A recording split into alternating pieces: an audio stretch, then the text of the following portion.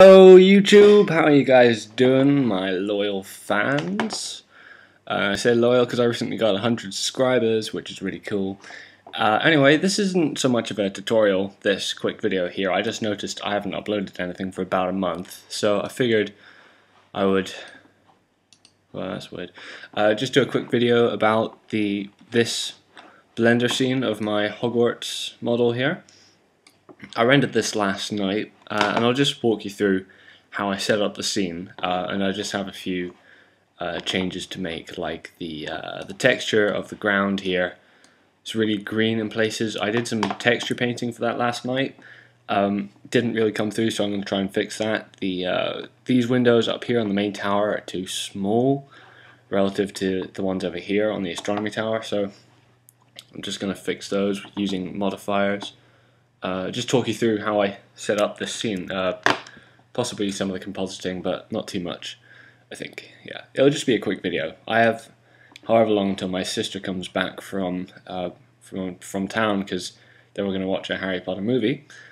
Today is sort of Harry Potter themed for us, I guess. I don't really know. This is yeah, that's an old render. Ignore that. So here's the Blender scene, and I'm just going to. This seems to be inverted. Invert wheel zoom direction, save user settings. Okay, get out of that. Yes, okay, this works. So, here's the scene, the castle as it is now. Very, very near completion. Just a few notes. You can't see the ground, the lake, or the mountains in the background here because they're extremely high poly, so I just had to turn those off to make things run a bit smoother. I'll turn those back on later. So, also this great big square over there, that is the sky. I just went onto Google and I searched, I'll just find the picture, I searched morning sky, and lo and behold I found this, which I thought was lovely. So I just UV unwrapped this massive square there, applied the texture, and that becomes my sky plane. So right now I'm using Blender 2.661, 2.66a maybe. I'm just adjusting the well, hello, whatchamajiggy, windows here with array modifiers. Let's see, the constant offset is what I'm messing around with here. So I have, let's just zoom in there. I've got this one modeled roofed window here, and I mirrored that using a mirror modifier all the way around the Great Tower here. Actually, these can go. Those are old, outdated.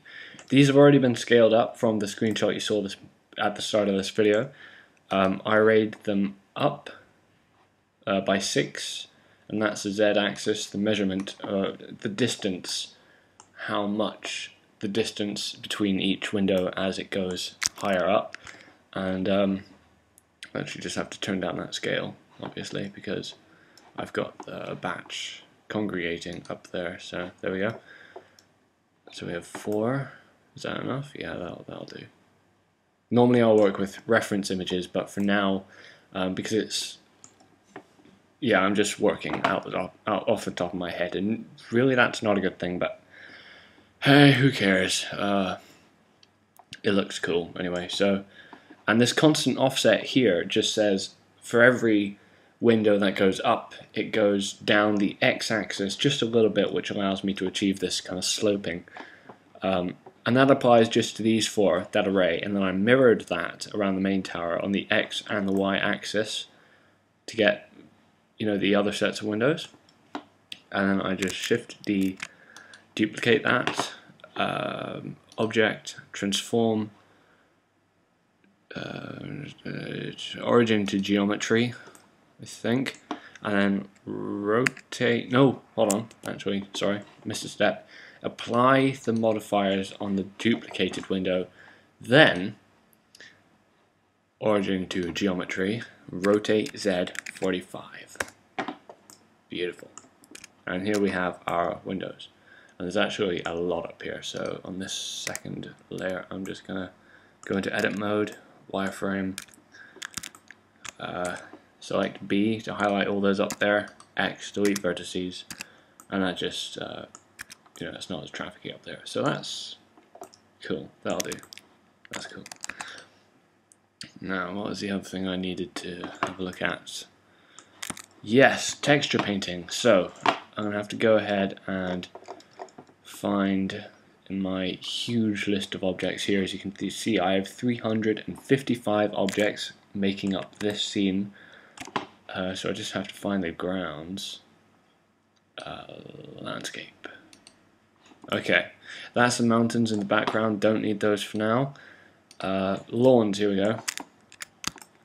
Right, and move it into textured mode in the viewport shading. Hopefully this will work, because it can be. Okay, I'll have to turn on the lake as well, just because. And then I think if I have any modifiers on the lake, I'll just turn those right down, or just turn them off with this eye here. Whoa. Okay, apparently I can't do that. Right, okay, I'll just have to make do with this. Nah, it's too laggy for YouTube. You guys are getting patient, so will I, actually. So, texture painting. Yesterday I did do some of this stuff, but for whatever reason it didn't work. So I'm going to try again by going into texture paint mode and hitting T to bring up my menu over here. Now, to set up texture paint took a while to figure this out, but I've got a smooth rock texture there. It's seamless. The texture appearance is there, and if you go into the textures panel on the right, you can select the brush, and then you can just have a look at your image or movie. Change the type of the texture to image or movie.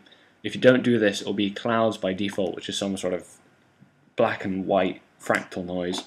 Image, rock smooth, just find that in your files, and then you should be able to just start painting, which of course is very, very slow and laggy, because I'm on a MacBook Pro with a very old graphics card. I don't know what type of graphics card it is exactly, but it's not a good one. Strength, I'm going to have to turn this up to like 0.6, because you can barely see that there. And that's a bit better.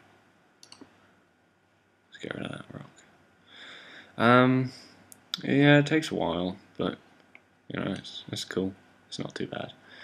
You just gotta.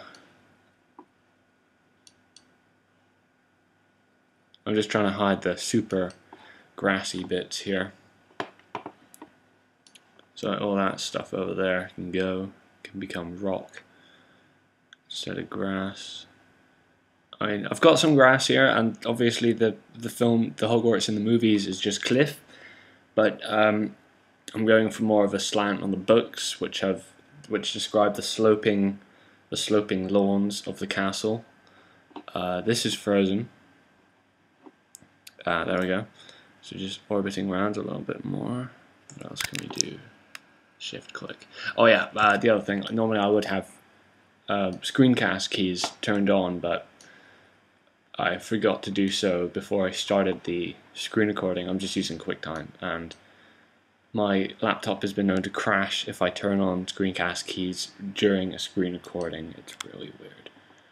I'm just going to zoom in. If you zoom in whilst doing this, you can get finer detail for some reason. It's just, as you can see there, it's kind of weird. Just go over this grass, because the grass is too big anyway. No grass is like 3 foot long down here. So, then again, that's starting to look a little uniformed, because it's so, you know what I mean.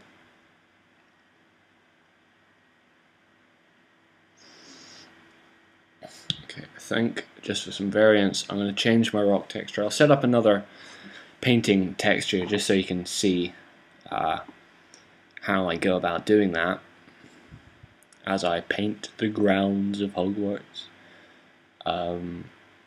Just a couple other things if I can talk about while this is loading, while I'm just painting here, because I realize it's probably not the most thrilling thing to watch the lake that you briefly saw as I unhid it was that's just a plane, a normal plane with an ocean modifier activated on it under the modifiers panel over there. And with that, you just play around with the settings and get what you need. Really, it's pretty simple. It takes some experimentation to find the right level of waviness, because waves tend to be quite, well, massive by default, but you'll get there eventually. The sky, because it's so far away from the lighting that I've set up around the castle, Blender is completely not responding now, has... Oh, did I mean to do that? I just lost all the... Okay, it's still painting. Okay, edit undo. What was I saying? Yes, the sky, I actually duplicated that object and just moved it forward a tiny bit, gave it a new material, just an emission material, so it would light the sky, and under the object settings, I went undo ray visibility and unchecked camera so you can't see it, and that just lights up the sky layer so you can see it in the background without having to set up extra lighting. It's just a super simple way of making backgrounds visible. So I'm going to set up another brush here. Add brush by mode type. Okay. New brush. Here we go. So I'll call this rocks. Yeah, rocks. Under texture, add a new texture, and then go over to the texture panels. It's already put me under rocks, which is what I just created here. So image or movie, and then open, and I'll just go into my textures panel, and I'm pretty sure that is what I was using before. No, I was using this before, rock smooth. So now, for a little difference, I will use rock 2, because that is seamless and it's a slightly different color and pattern and whatnot.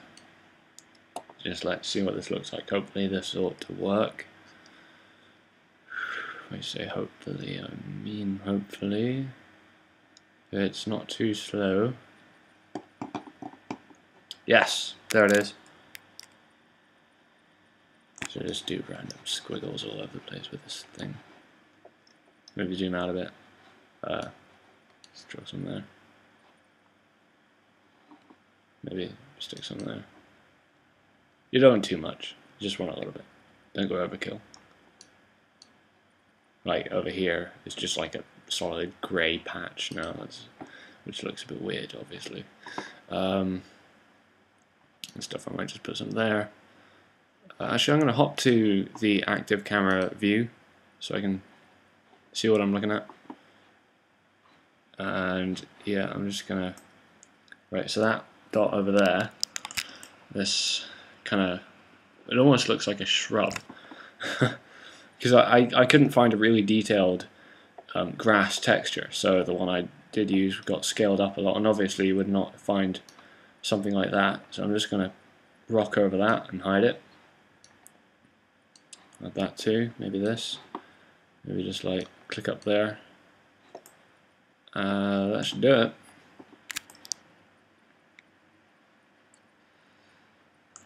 Yeah, that'll do it. Texture painting completed. So, with luck, this will now look better. With luck, I say. Let's go back to solid mode, go back to object mode, and then hide that again so I can see the rest of the castle. Now, yeah. So there's the main tower, obviously, Great Hall, the bridges, the astronomy tower. I don't know what this kind of cathedral-like section over here is, but it took a very long time to do these towers. I just assumed that to be Transfiguration. I never got around to building the herbology labs down there, but it's okay because you can't really see them.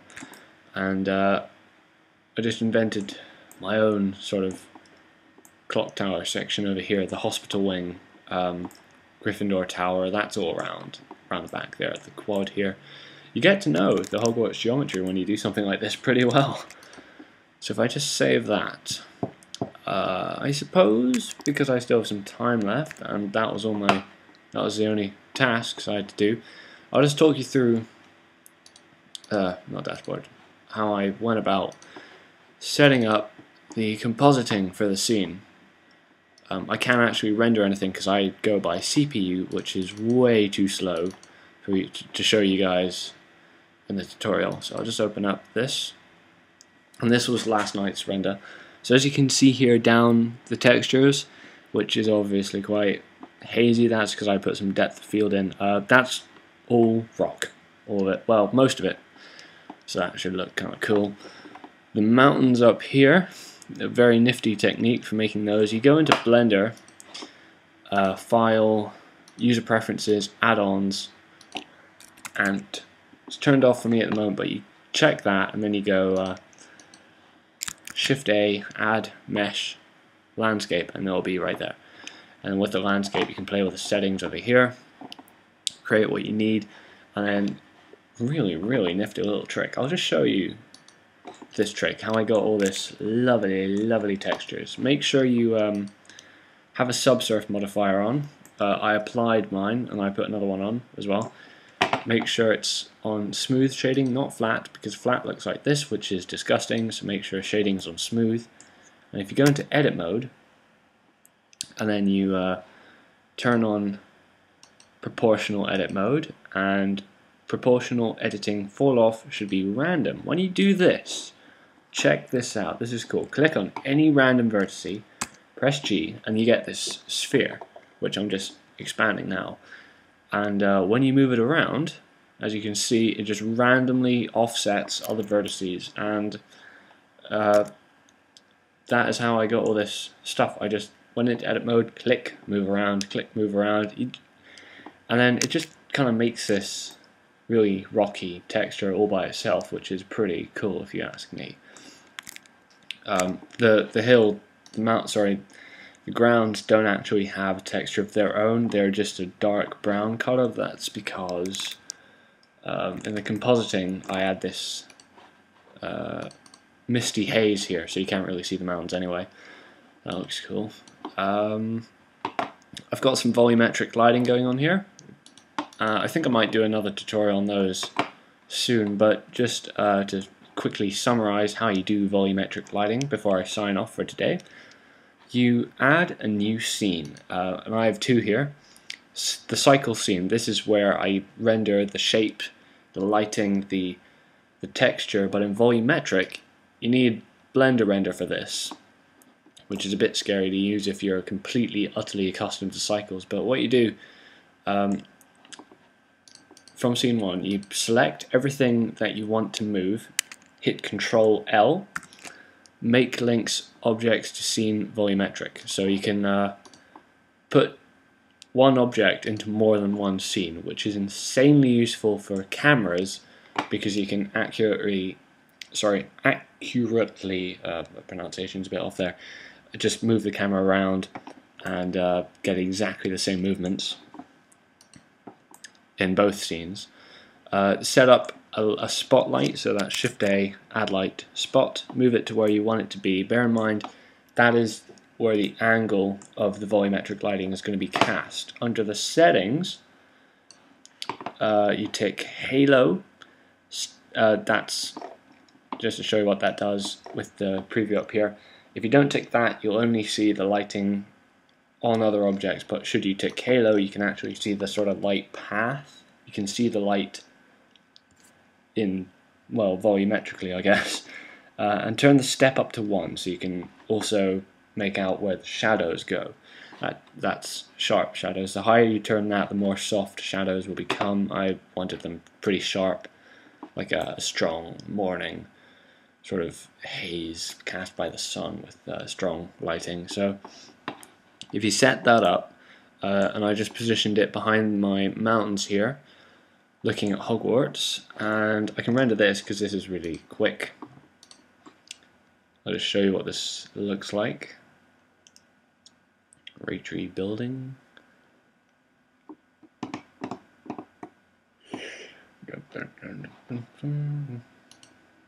Let's quit. Oh, light quit, yeah. And that's what it looks like. You get this really nice kind of lighting haze, which when you go back into scene, obviously, that's just a tiny portion of a render. And